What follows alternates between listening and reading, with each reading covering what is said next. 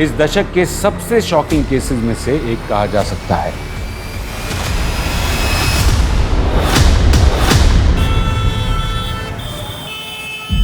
लोगों की भीड़ में भी कई बार हम अकेले होते हैं।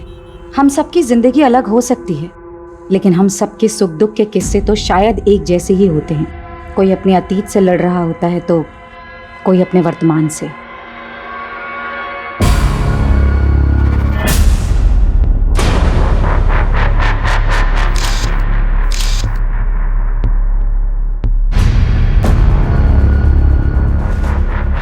कहने को जिंदगी पल भर में नहीं बदलती, लेकिन कई बार जिंदगी का एक पल सब कुछ बदल देता है। विक्रम जी अंदर? हाँ जी अंदर है। ओके।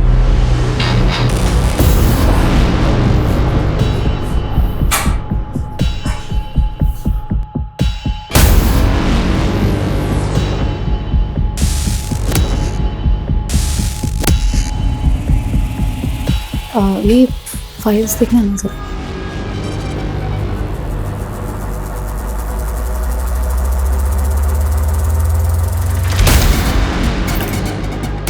अरे आर यू ऑल राइट? जी ओके। जयंती क्या हुआ? Nothing sir. सर एक सेकेंड। सर वो आदमी कौन था? पहले कभी नहीं देखा। He is my friend. और मैंने तुम्हें देखा, तुम छुपकर हमें देख रही थी। आखिर ये चल क्या रहा है sir? Are you trying to spy on me? Yes, because Reema 3 दिन से ऑफिस नहीं आ रही है सर, और उसका फोन भी बंद आ रहा है। आखिरी बार तो आप ही के साथ थी ना? कहाँ है रीमा?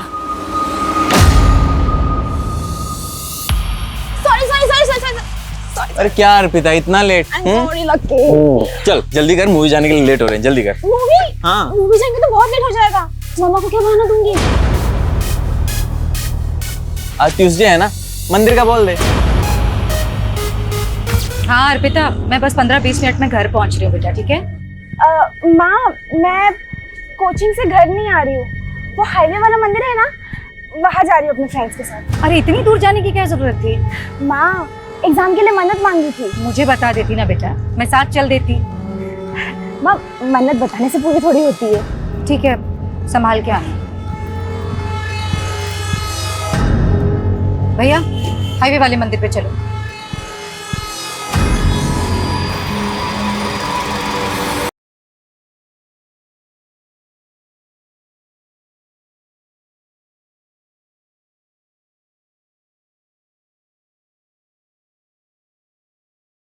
क्या रोज रोज का तमाशा लगा रखा है तुम लोगों ने?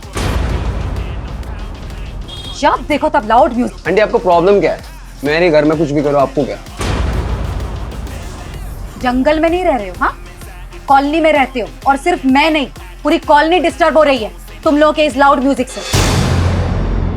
ये क्या है? लड़कियां बुला रखी हैं यहाँ पर। तुम लोग खड़े हो जाओ। क्या है? हाँ, पता है माँ बाप को यहाँ पे तुम लोग क्या कर रहे हो इन लड़कों के साथ में? अरे इतना सा सोचा तुम लोगों ने? इन लड़कों ने अगर तुम लोगों का रेप कर दिया तो तुम्हारे माँ बाप की इज्जत का क्या होगा? आंटी बहुत हो गया, हद में रहिए आप। अच्छा, मुझे ना मेरी हद मत बताओ, अच्छी तरह।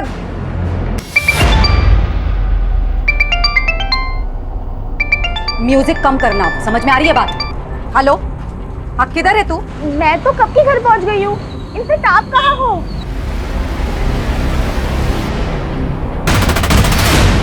तो तू अब मुझसे खुलेआम झूठ बोलने लगी है। गई थी मैं तेरे कोचिंग सेंटर, वहां से पता चला कि तेरा एक लड़के के साथ चक्कर चल रहा है।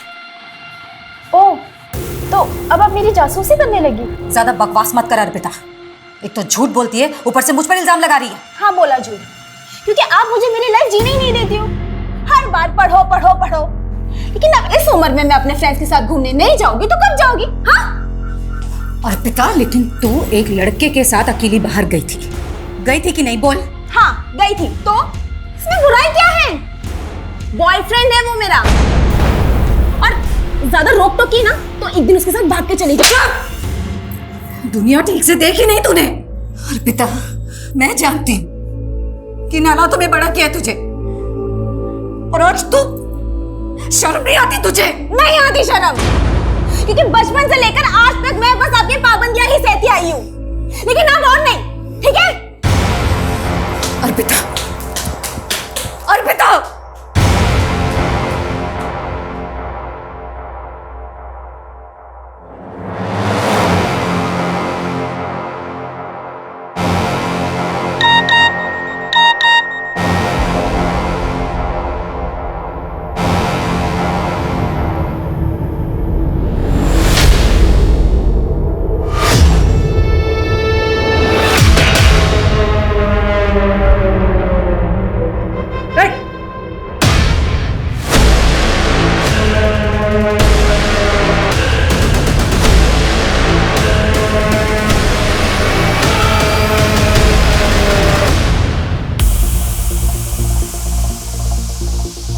अरे यार अर्पिता, अपसेट क्यों हो रही हो? तुमने कुछ भी गलत नहीं किया है। यार, अगर आज मेरे पापा जिंदा होते ना तो मेरे साथ ऐसा बिल्कुल नहीं होता। Let's have a drink, okay? मैं नहीं करती ड्रिंक। अरे लेकिन अभी तुम्हें इसकी जरूरत है ना, तो पियो और सब कुछ भूल जाओ, ओके? अरे पियो यार, पियो। हाँ, शुरू में कड़वा लगेगा, अभी ठीक हो जाएगा। पूरा पियो।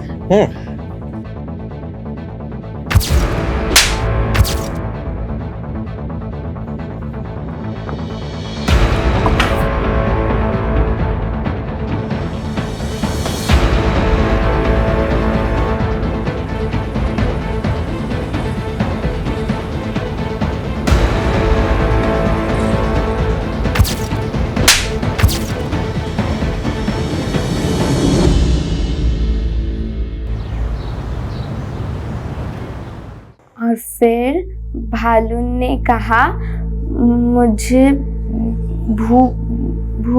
भूख लगी है। अरे गुड्डी, ये क्या पढ़ रही हो तुम? मैं तो एक हिंदी की कहानी पढ़ रही हूँ। मैं हिंदी लिख भी सकती हूँ और पता है अब मुझे ना हिंदी में फुल मार्क्स आएंगे। अरे वाह, तब तो तुम्हें प्राइज मिलना चाहिए। बोलो क्या चाहिए तुम्हें? मुझे तो मून पर जाना है। अच्छा, लेकिन उसके लिए तो तुम्हें एस्ट्रोनॉट बनना पड़ेगा। लेकिन मैं एस्ट्रोनॉट कैसे बनूंगी? उसके लिए तुम्हें बस एक छोटा सा टेस्ट देना होगा। कैसा टेस्ट? देखो, मैं तुम्हारी बॉडी को चेक करूंगा और जिसकी बॉडी में 5 तिल होते हैं ना, वो एस्ट्रोनॉट बन सकता है। तो चलो अपने तिल दिखाओ।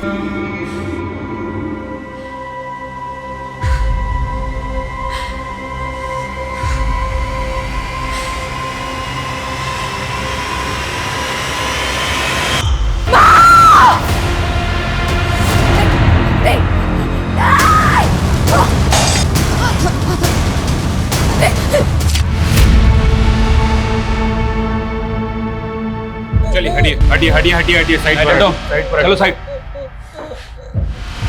पूरा घर चेक कर। त्यागी किसी धारदार चीज से मारा गया है। सर ये सब देखकर तो लग रहा है कि काफी स्ट्रगल हुआ है।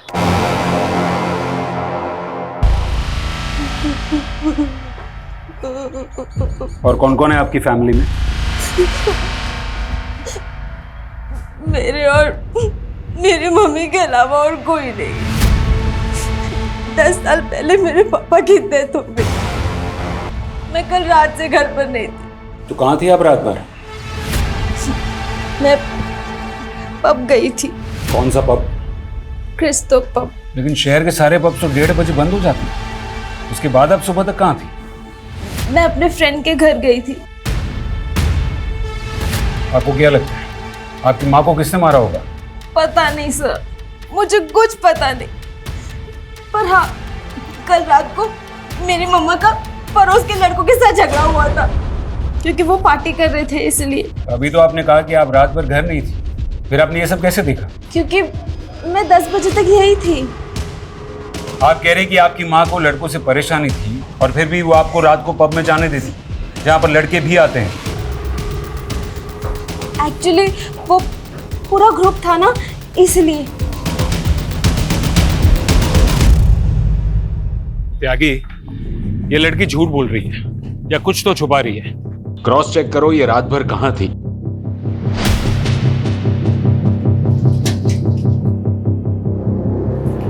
ये दोनों कहाँ हैं? पता नहीं सर, बहुत ही बिगड़े हुए लड़के हैं। दिन रात पार्टी करते थे। जयंती ने तो उनके मकान मालिक से भी शिकायत की थी कि वो घर खाली करा ले। त्यागी, वो मकान मालिक से इन लड़कों का नंबर निकालो। सर, घर में कहीं भी जयंती का फोन नहीं मिला, लेकिन ये लैपटॉप बैग मिला है। अर्पिता, तुम्हारी माँ का फोन कहाँ है? मुझे इस बारे में कुछ नहीं पता। कविता, तो क्या खूनी ने जानबूझकर जयंती का फोन गायब किया? इसका मतलब है फोन में जरूर कुछ ना कुछ है जो हमें खूनी तक ले जा सकता है।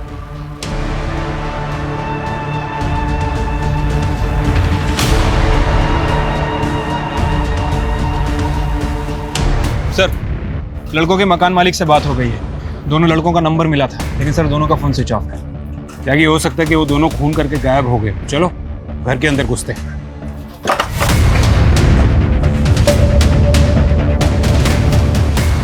घर चेक करो। सर,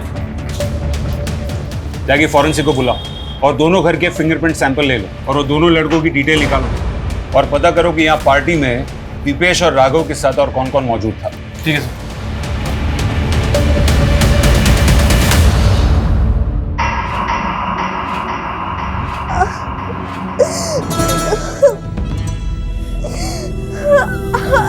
तुम्हारी बॉडी पर 5 तिल हैं। तुम पक्का एस्ट्रोनॉट बनोगी। हम रॉकेट में बैठेंगे।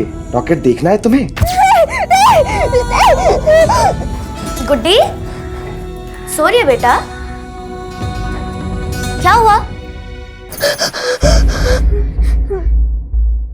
मुझे माँ की याद आ रही है, मुझे उनके पास जाना है। लेकिन गुड्डी, माँ तेरा ध्यान नहीं रख सकती, इसलिए मैं हूं ना, तेरी बड़ी बहन, तेरी माँ।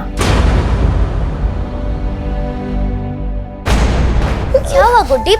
पेट क्यों पकड़ रखा है? मेरा पेट दर्द हो रहा है। स्कूल में इसने जरूर कुछ उल्टा सीधा खाया होगा, पक्की बात है। आपको कैसे पता? आप तो ऑफिस से अभी आ रहे हैं ना? अरे पागल हो क्या तुम? इसमें पता करने वाली क्या बात है?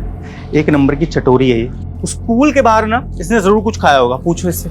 गुड्डी खाया है कि नहीं?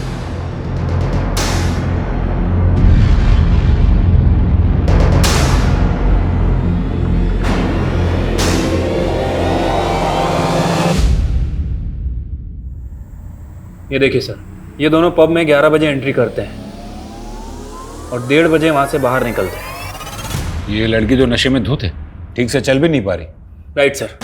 और जयंती के बारे में अभी तक हमें जो भी इन्फॉर्मेशन मिली है, उससे तो यही लगता है कि जयंती नियम कायदे की काफ़ी स्ट्रिक्ट औरत थी और उसकी बेटी साल में। और वो पड़ोस वाले लड़के दीपेश और राघव, उनकी क्या रिपोर्ट है? सर, उनका फ़ोन आखिरी बार गुरुग्राम में बंद हुआ था। वैसे वो रहने वाले भोपाल के हैं, दिल्ली में पढ़ाई करते हैं। मैंने भोपाल पुलिस को भी इन्फॉर्म कर दिया है। और सर, वो अर्पिता के बॉयफ्रेंड, उसको भी बुला लिया है। सर, अर्पिता उस रात पूरी तरह से आउट थी। उसने पहली बार ड्रिंक की थी उस रात। पहली बार? ये तू कैसे जानता है? वो सर, अर्पिता मेरी 2 साल से दोस्त है।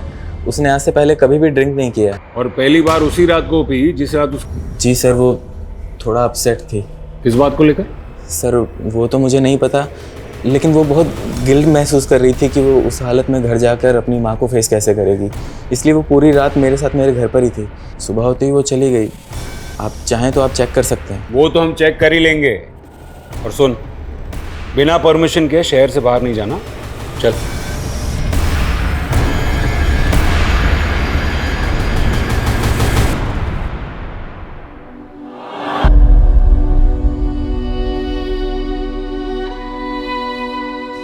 पता है, खुश रहना, मस्त रहना सबसे बेस्ट होता है। क्योंकि ना कभी किसी बात पे रोना भी आए ना, तो हंसकर टाल दो, सारा स्ट्रेस गायब हो जाता है और दिमाग भी शांत हो जाता है। समझी?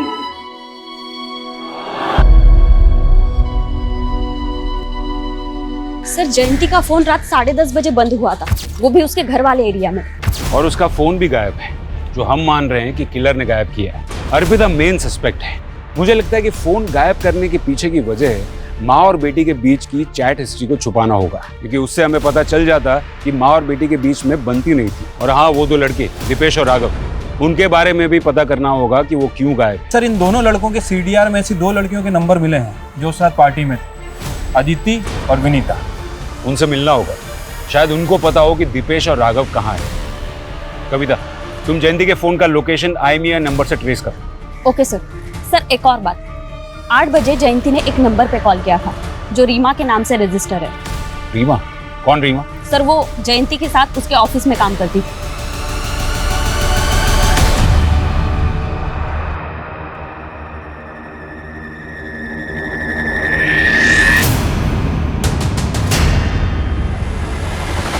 क्या है?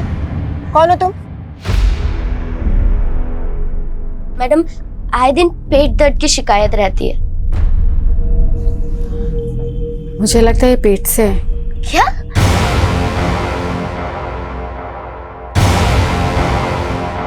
Hi ma'am, I am Suraj Sharma. I am match maker ma'am. मैं लोगों की शादियां करवाता हूँ। तो मैं क्या करूं?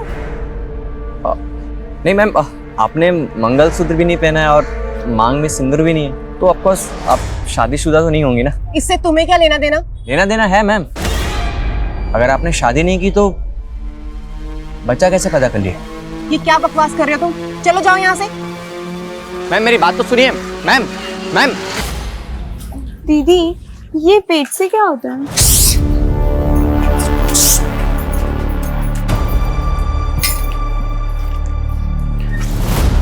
कहाँ गए थे तुम लोग?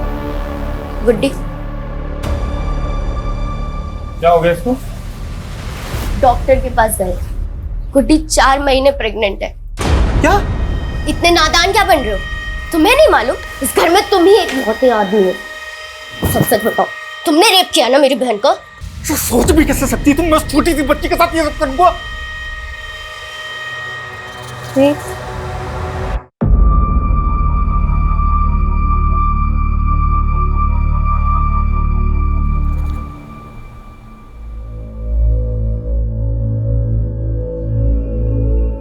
बेटा 10 सालों में मैंने हमेशा यही चाहा कि मैं तुझे तेरे पापा की कमी कभी ना महसूस होने दूं, और आज भी यही कोशिश करती आ रही हूं कि तुझे दुनिया की सारी खुशियां दूं।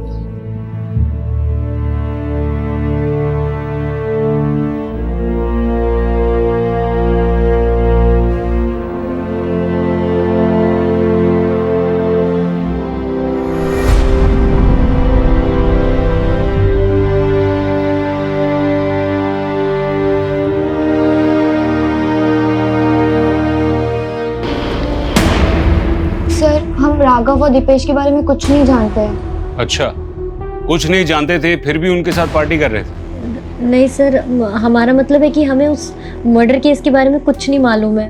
फिर तो आप लोगों को ये भी मालूम नहीं होगा कि आप लोग वहाँ ड्रग्स ले रहे थे। नहीं सर, हम ड्रग्स नहीं ले रहे थे, वो तो राघव और दीपेश ले रहे थे। अच्छा, तो ये बताओ कि जयंती को किसने मारा? सर हमें नहीं पता, हम तो बस 2 बजे तक वहाँ पे थे। लेकिन हाँ, उससे कुछ देर पहले दीपेश ड्रिंक्स का जुगाड़ करने बाहर गया था और वो वापस नहीं लौटा, तो उसको देखने के लिए राघव भी बाहर गया और फिर दोनों साथ में आ गए वापस। उठो उठो उठो, चलो चलो चलो चलो। कहाँ जाना है यार? अरे आगे का सेलिब्रेशन गुरुग्राम में करते हैं ना। हम नहीं गए सर, हम अपने घर चले गए, उसके बाद वो लोग गए थे। गुरुग्राम में वो कहाँ लेके जाने वाला था? सर कुछ नाम तो नहीं बताया था।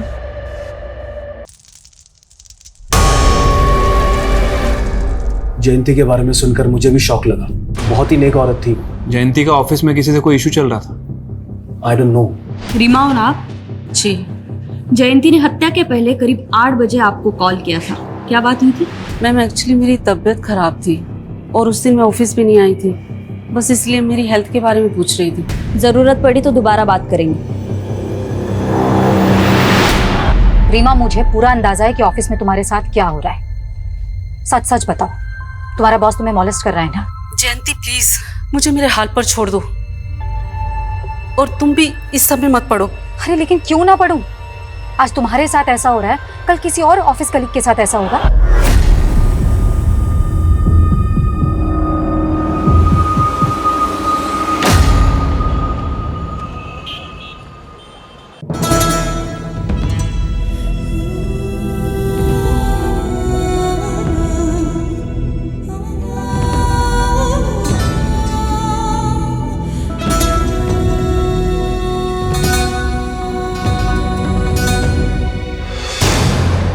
और तुम ज्यादा भोले मत बनो। तुम अभी भी मुझ पे शक कर रही हो? जानती हो ना किसका पाप लेके घूम रही है वो पेट में? क्या करूं मैं तुम लोगों का? अबॉर्शन तो मैं भी करवाना चाहती थी ना अरविंद। अब डॉक्टर ने मना कर दिया तो मैं अपनी बहन को मार तो नहीं सकती ना। कम से कम जब तक उसकी डिलीवरी नहीं हो जाती चिक चिक करना बंद करो।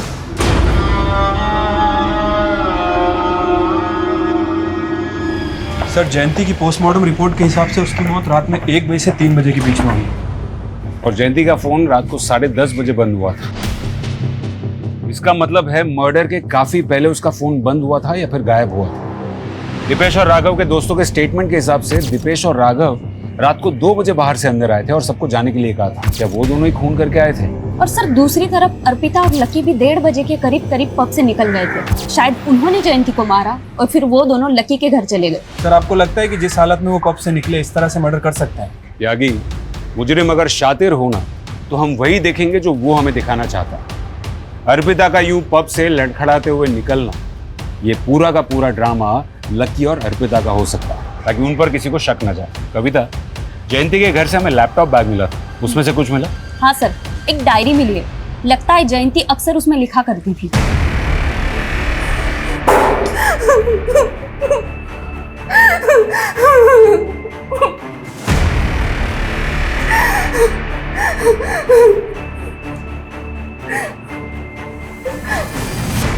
थोड़ा बादाम खाया करो।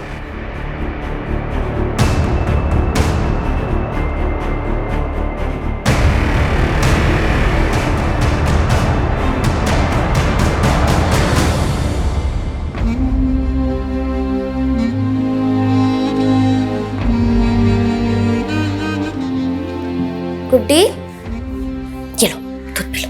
नहीं दीदी, मुझे दूध नहीं पीना, उल्टी आती है मुझे।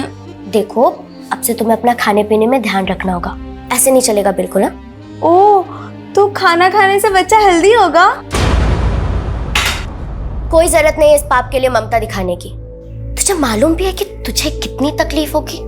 डिलीवरी के टाइम पर जान तक का खतरा होता है और मैं तुझे खोना नहीं चाहती गुड्डी। अरे दीदी, मुझे कुछ नहीं होगा। लेकिन दीदी, ये पाप क्या होता है? आप इस बच्चे को ऐसा क्यों कह रहे हो? मैंने तो पढ़ा था कि बच्चे भगवान का रूप होते हैं। मैंने अपनी ये हिंदी की किताब में पढ़ा था। तू भी तो बच्ची ही है, लेकिन भगवान को तेरे पे तो तरस नहीं आया। पर दीदी, मुझे जानना था कि बच्चा टमी से बाहर कैसे आएगा? जब बाहर आएगा तो पता चल जाएगा। बताओ ना दीदी, कैसे आएगा बाहर?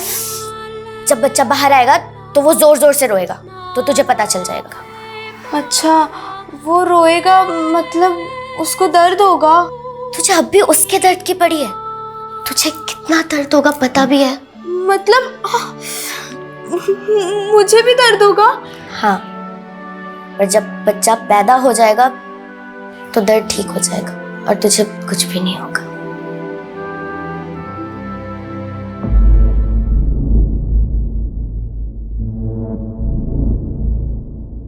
जब भी 25 जून आती है तो लगता है जैसे मेरे ऊपर एक बहुत बड़ा बोझ है जिसके तले दबी जा रही हूं। 10 साल पहले 25 जून को क्या हुआ था? मेरे पापा की डेथ हुई थी उस दिन। तो तुम्हारी माँ ने उनकी डायरी में ऐसा क्यों लिखा था कि 25 जून को उनका कोई बोझ उतर गया था? सर, मैंने उनकी डायरी कभी नहीं पढ़ी। नाम क्या था तुम्हारे पापा का? राजू। तुम्हारी मम्मी और पापा के बीच रिश्ता कैसा था? वैसे तो वो दोनों एक दूसरे से बहुत प्यार करते थे सर, लेकिन उनके बीच हमेशा झगड़ा होता रहता था। किस बात को लेकर? मेरे पापा का एक पैर काम नहीं करता था और वो एक छोटी सी फैक्ट्री में काम करते थे। उन्हें बिल्कुल अच्छा नहीं लगता था कि माँ उनसे ज़्यादा कमाती है। उन्हें माँ से कॉम्प्लेक्स था। इसी फ्रस्ट्रेशन में उन्होंने शराब पीना शुरू कर दिया। लेकिन पापा बहुत अच्छे थे, माँ उन्हें समझ ही नहीं पाई। तुम्हारे पापा की डेथ कैसे हुई? हार्ट अटैक आया था उनको। तुम्हारे बाकी कोई रिश्तेदार नहीं दिखे? ना तुम्हारी मम्मी की तरफ से ना पापा की तरफ से? मेरी माँ की तरफ से कोई नहीं था सर। माँ एक लौती बेटी थी और मैंने अपने नाना नानी को कभी नहीं देखा। बहुत पहले उनकी डेथ हो गई थी। और पापा की तरफ से? मेरी दादी थी, पर जब मैं 7 साल की थी तभी उनकी डेथ हो गई और पापा का भी कोई भाई बहन नहीं था। सर, मुझे तो लग रहा है ये अर्पिता कोई भी बात सही से नहीं बता रही। शायद वो चाहती ही नहीं कि उसके रिश्तेदार सामने आए और वो उन दोनों माँ बेटी के खराब रिश्तों के बारे में बता के उस पर शक जताए। कविता, अगर उसके माँ बाप के कोई रिश्तेदार हैं भी तो उनका तो पता लग ही जाएगा। जयंती के सीडीआर रिपोर्ट में मौजूद हर एक नंबर की डिटेल निकालो। जयंती के सोशल मीडिया अकाउंट्स भी चेक करो। मैं ये जानना चाहता हूँ कि जयंती ने अपनी डायरी में ऐसा क्यों लिखा था कि 10 साल पहले उसके पति के मौत वाली दिन उसके सर का बोझ उतर गया था। क्या जयंती के पति की मौत के पीछे कोई राज छुपा था? राजू छोड़ो मुझे, छोड़ो मुझे राजू, राजू। अर्पिता, अर्पिता, तेरे पापा को अटैक आया, मैं डॉक्टर को लेके आती हूँ। हाँ, तू ध्यान रखना।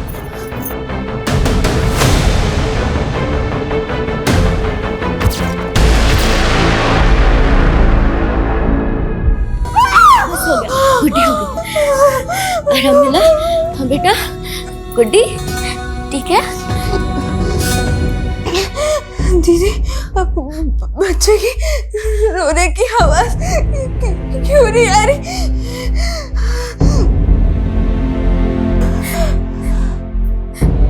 गुड्डी, गुड्डी। सर, राघव के एक दोस्त से पता चला है कि राघव और दीपेश गुरुग्राम के एक घर में है।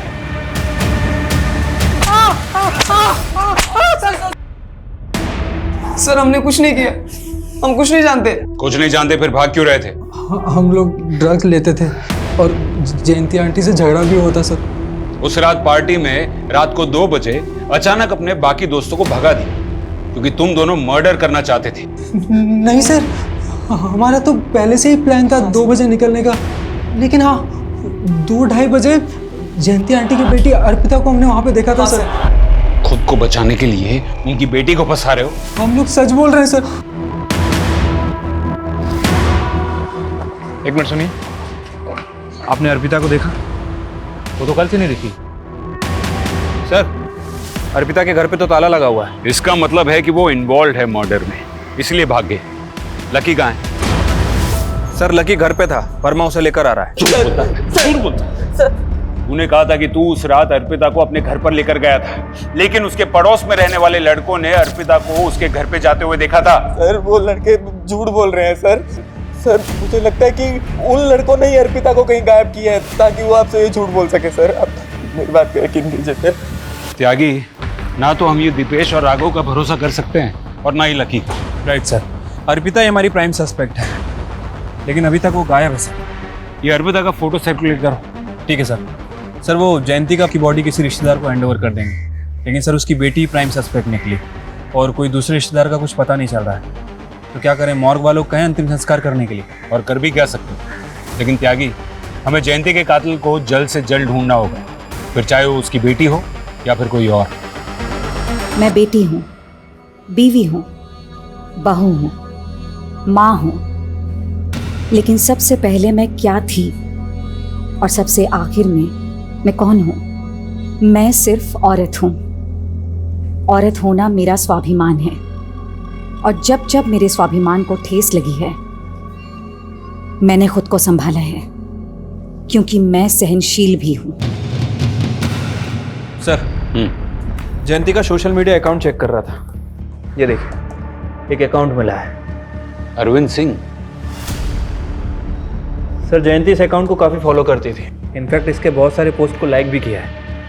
ये देखिए, मुझे लगता है कि इसका और जयंती का कोई कनेक्शन है, आगरा का ही रहने वाला है। बेचारी गुड्डी। गुड्डी? जी, हम जयंती को प्यार से गुड्डी बुलाते थे। क्या आप बता सकते हैं कि जयंती की बेटी अर्पिता कहाँ हो सकती है? ये आप क्या कह रहे हैं, जयंती की बेटी भी है? मतलब आप नहीं जानते? देखिए, दरअसल मैंने और सुजाता ने गुड्डी की शादी के बाद से उससे दूरी बना ली थी। कौन सुजाता? जी, गुड्डी की बड़ी बहन, मेरी स्वर्गवासी पत्नी, उनका नाम सुजाता था। अरविंद जी, ऐसी क्या वजह थी जो आप लोगों ने जयंती से रिश्ता तोड़ दिया? उसका दुर्भाग्य, उसका अतीत। 12 साल की मासूम। 12 साल की उम्र में बलात्कार? कौन था वो? मुरादाबाद के बहुत रसूखदार लोगों के 2 बदमाश बेटे थे। आप दोनों ने उन 2 लड़कों के खिलाफ कोई पुलिस कार्रवाई भी नहीं की? उन दोनों के अब्बू बहुत ताकतवर लोग थे साहब। मैं और सुजाता अगले दिन उसके अब्बू के पास गए उसकी शिकायत लेकिन अगले ही दिन वो दोनों गुंडे हमारे घर में घुस पड़े।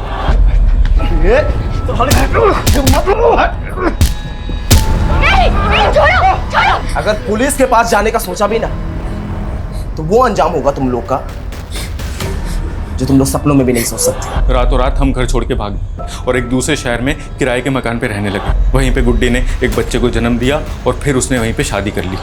लेकिन क्या मालूम सर, उसकी ज़िंदगी पे उसका अतीत भारी पड़ गया। मतलब आप ये कहना चाह रहे हैं कि उन्हीं दो लड़कों ने जयंती का खून किया है जिन्होंने बचपन में उसका रेप किया था? रिजवान शेख नाम है उसका, दिल्ली में मशाल पार्टी का नेता है। और वो दूसरा है ना, परवेज अंसारी नाम है उसका। सर वो भी अभी दिल्ली में ही रह रहा है। आपके पास गुड्डी की बचपन की फोटो है? सब वो होगी तो सही, लेकिन एक बार मुझे ढूंढना पड़ेगा। Excuse me. हाँ कविता बोलो। सर जयंती के फोन का IMEI नंबर ट्रेस हुआ था। सर हमें वो फोन एक कचरा बिनने वाले के पास मिला। जयंती के फोन का सारा डेटा रिट्रीव करो। Okay sir.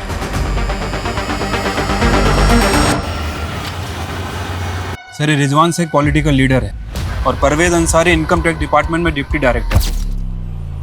Are you all right? Sir मान लेते हैं कि इन दोनों में से किसी ने कुछ किया है, तो फिर ये अर्पिता क्यों गायब है?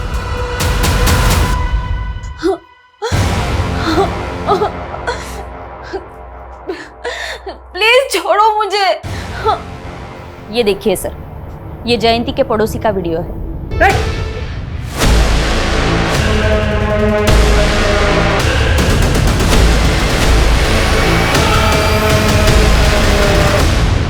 सर ये बात सच है कि मैं अपनी बीवी को कभी कभी मारता था, पर मैंने जयंती का खून नहीं किया सर।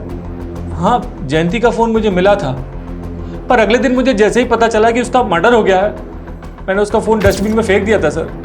ये टेढ़ी खीर है, आसानी से नहीं उगलेगा। तोड़ो इसको। ओके ठीक है। सर एक अजीब बात पता चली है, परवेज अंसारी जयंती के बॉस का भी दोस्त है। सर परवेज अंसारी को मैं सिर्फ 10 साल से जानता हूं और आप मुझसे 28 साल पहले की बात कर रहे हैं। 28 साल पहले परवेज अंसारी और रिजवान शेख ने, वो भी कई महीनों तक, इसको जानते हैं? नो। चलो इसको नहीं जानते हैं, परवेज अंसारी को तो जानते हैं ना। इसका मतलब आप रिजवान शेख को भी जानते होंगे। सर बड़े नेता है, मैं क्या सभी जानते हैं। हाँ परवेज ने एक बार बताया था कि वो उनके बचपन का दोस्त है। और आप उन दोनों के दोस्त, इसका ये मतलब है कि सर क्या कुछ का कुछ बोलते चले जा रहे हैं। कोई सबूत है आपके पास? जल्दी दिखा देंगे। कौन है ये? आपके मुरादाबाद की है गुड्डी उर्फ जयंती। इसके जीजा जी का कहना है कि 28 साल पहले आपने इसको किया था। इंस्पेक्टर, क्या तू जानता नहीं एक ईमानदार नेता के छवि पे दाग लगाने का हर्ज क्या होता है? 2 मिनट नहीं लगेंगे, सस्पेंड हो जाओगे। सर हम तो ईमानदारी से अपना काम कर रहे हैं, और वो कहते हैं ना कि भले ही देर लग जाए लेकिन सच की जीत जरूर होती है। जय हिंद। सर माना कि ये दोनों बहुत शातिर हैं, लेकिन कहीं ऐसा तो नहीं कि जयंती के मर्डर को हम 28 साल पुराने वाले केस से जोड़ के गलती कर रहे हैं?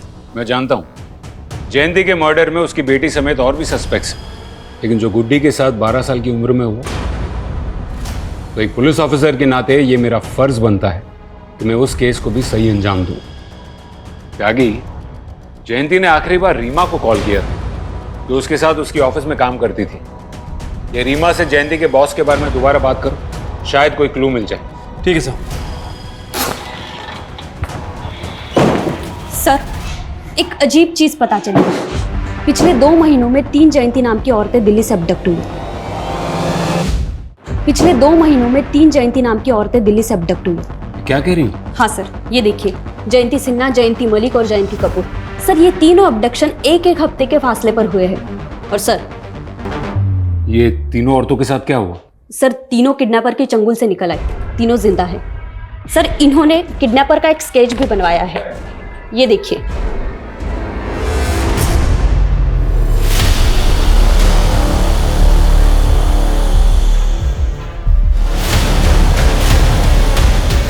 सर मुझे तो अभी तक ये समझ में नहीं आ रहा कि उसने मुझे किडनैप क्यों किया था।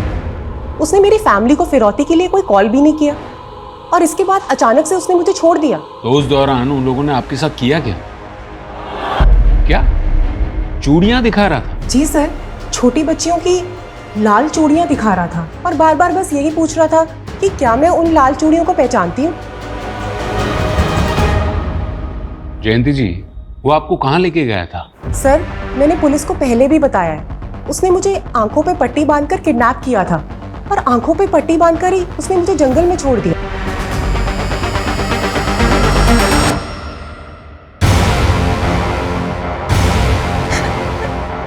प्लीज मुझे छोड़ दो।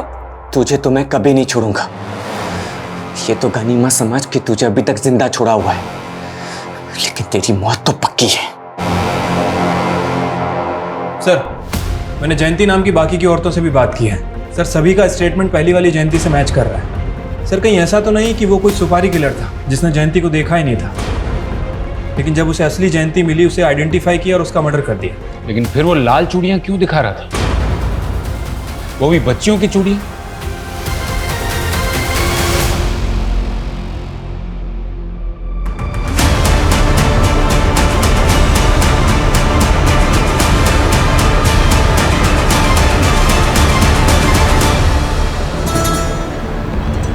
हाँ सर, बचपन में गुड्डी हमेशा लाल चूड़ियाँ पहना करती थी। उसे लाल चूड़ियाँ बहुत पसंद थी, लेकिन जब दानिश भाई के घर से हम निकले थे तो उसकी चूड़ियाँ वहीं छूट गई थी। कौन दानिश? सर, दरअसल बच्चा पैदा होने के बाद मैं, सुजाता और गुड्डी हम तीनों फरीदाबाद में शिफ्ट हो गए थे। दानिश भाई के घर पे किराए पे रहने लगे थे। मेरे गोलू, अरविंद जी, अरे अस्सलाम वालेकुम। नमस्ते, आइए ना। अरे वो किराया। हाँ सुजाता। अरे कितना प्यारा बच्चा है, माशाल्लाह माशाल्लाह। ले। कितनी उम्र है बच्चे की? अभी 1 साल का हुआ है, मेरा बेटा है। अरे वाह वाह वाह वाह। ये रेंट। शुक्रिया। चलिए, दोबारा आइएगा जरूर। हाँ हाँ। जीजू, आपने ऐसा क्यों कहा कि ये आपका बेटा है? ये तो मेरा बेटा है ना। गुड्डी, तुझे कितने बार समझाया ना कि तू बिना शादी किए माँ बनी है, और वो भी इतनी सी उम्र में। भूल से भी किसी को ये मत कहना कि ये तेरा बेटा है, समझी?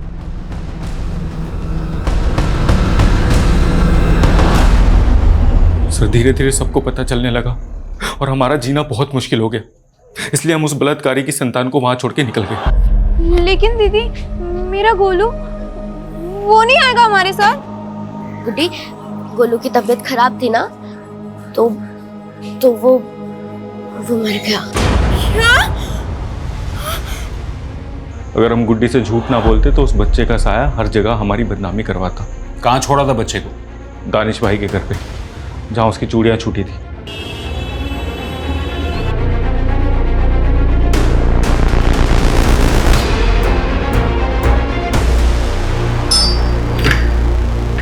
दानिश जी, आप? दिल्ली पुलिस।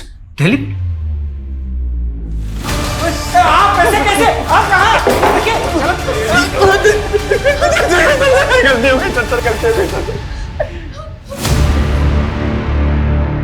अर्पिता? सर, वो तो उस बच्चे को यहाँ छोड़ के चले गए थे, लेकिन मैंने करीम को अपने बेटे की तरह पाला है। मतलब कि करीम ही जयंती उर्फ गुड्डी का बेटा है। मैंने अपनी माँ को नहीं मारा सर। बचपन से लोग मुझे चिढ़ाते थे कि मेरा बाप कौन है। लोग कहते थे कि मैं नाजायज औलाद हूँ, लवारिस हूँ। इसलिए सर, मैंने बचपन में ठान लिया था कि मैं अपनी माँ को ढूंढ के रहूँगा। सर, मुझे सिर्फ इतना पता है कि उस लड़की का नाम जयंती था, बाकी उसके दीदी और जीजा जी उसे गुड्डी कह के बुलाते थे। तो तुम जयंती नाम की औरतों का पता लगाकर उन्हें अगवा कर रहे थे? उस दिन उनका किडनैप नहीं कर पाया था मैं, इसलिए सर मैं सीधा उनके घर पे चला गया। माँ, कौन हो तुम? अरे 28 साल से आपने मुझे देखा नहीं ना, इसलिए आप मुझे पहचान नहीं पाई। तुम बोल क्या रहे हो तुम? हाँ? और हो कौन? गोलू, आपका गोलू। माँ,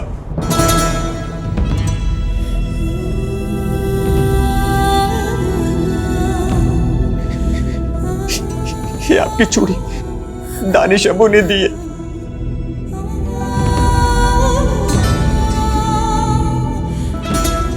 एक बार कह दो कि आपने मुझे पहचान लिया।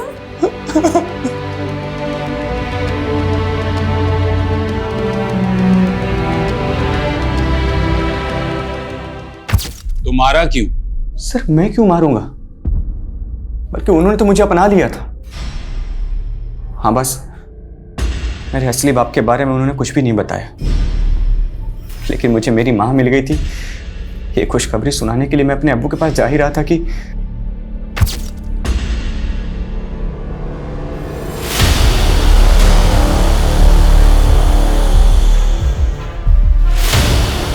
अर्पिता,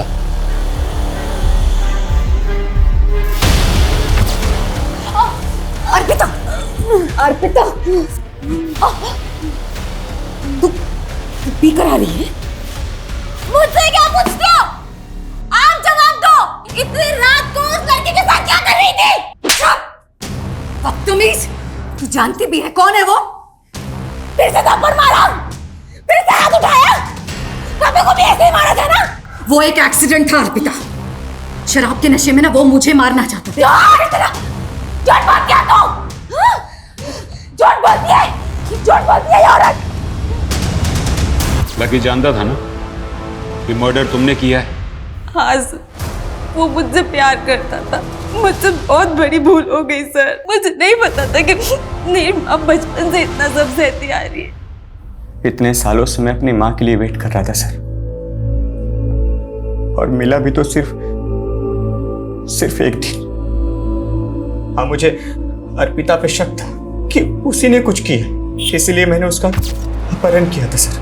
लेकिन चाहकर भी मैं उसे मार नहीं पाया सर। आप ही बताओ कैसे मारता? आखिर थी तो मेरी बहन ना। कैसे एक गुनाह कई जिंदगियों को दर्द और बदनसीबी से भर देता है। अगर 28 साल पहले गुड्डी को इंसाफ मिल चुका होता तो शायद आज हम उसके अंजाम को बदल सकते थे। त्यागी, ताज्जुब की बात तो ये है कि एक माँ अपने बेटे से 28 साल बाद मिलती है और उसकी बेटी को ऐसी गलतफहमी होती है कि उसने एक ही झटके में उसकी जान ले ली। लेकिन सर, गुड्डी उर्फ जयंती, उसका इंसाफ अभी तक अधूरा है। उसके रेपिस्ट अभी तक बाहर घूम रहे हैं। अगर सर हम कोर्ट से परवेज और रिजवान के डीएनए टेस्ट का ऑर्डर ले लें तो करीम से उसका डीएनए मैच करके पता चल जाएगा कि उसका असली बाप कौन है। लेकिन त्यागी, रेप विक्टिम भी जिंदा नहीं है। सिर्फ गुड्डी के जीजाजी के बयान पर कि परवेज और रिजवान ने उसका रेप किया था, मुझे नहीं लगता है कि रेप विक्टिम की गैर मौजूदगी में उन पे कोई केस बनेगा। कोर्ट पहली सुनवाई में अपना केस डिसमिस कर देगा। मतलब सर 28 साल के बाद भी गुड्डी को इंसाफ नहीं मिलेगा। सर, रीमा ने नया बयान दिया है। रीमा का कहना है कि उसका बॉस विक्रम उसे मोलेस्ट करता था। सर, विक्रम ने अपने दोनों दोस्त रिजवान और परवेज के साथ मिलकर उसे एक फार्म हाउस पे ले जाकर फोर्स सेक्स के लिए मजबूर किया। लेकिन सर, रीमा कोर्ट में बयान देने के लिए रेडी है। तो अब हमें परवेज और रिजवान की डीएनए टेस्ट की परमिशन मिल जाएगी। सच्चाई जितना छुपा लो, एक ना एक दिन तो बाहर निकल ही आता है।